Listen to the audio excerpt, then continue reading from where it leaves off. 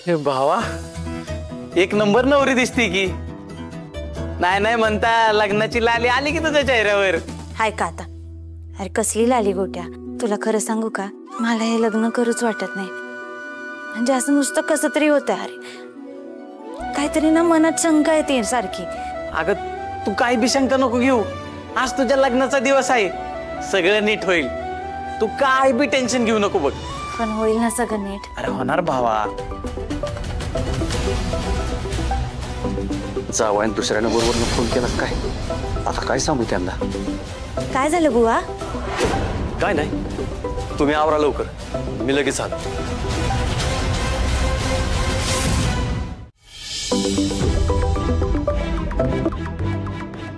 Hello बुवा, मी काय बोलतोय ते ऐका.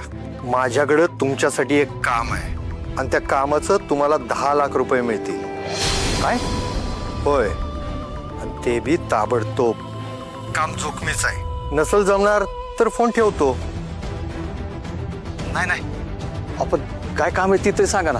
माझ्या पोरीचं लगीन आहे, मला पैशाची लई गरज आहे. तुम्ही काय सांगाल ते करतो. तुम्हाला एका गाडीला डॅश द्यायचे. धडक एवढी जोरदार असायला हवी की आतला माणूस जागीच मेला पाहिजे. तुम्ही फक्त ठोकून बाजूला व्हायचं, बाकी सगळं मी बघेन. आपण तुमच्या पोरीचं लग्न मोडण्यापासून वाचवायचं आहे ना तुम्हाला. मी जो पत्ता सांगेल त्या ठिकाणी एक टेम्पो किंवा ट्रक उभा असेल. बरोबर 11 वाजता तुमच्या समोर एक पांढरी गाडी येईल. त्याला जोरात ठोकायचं आहे, पाठखळ कमानीच्या समोर. बोला, तुम्ही करणार आहात का दुसरा माणूस बघू? बोला बुवा. नाही नाही, अहो करतो मी. पत्ता फोनवर पाठवतो.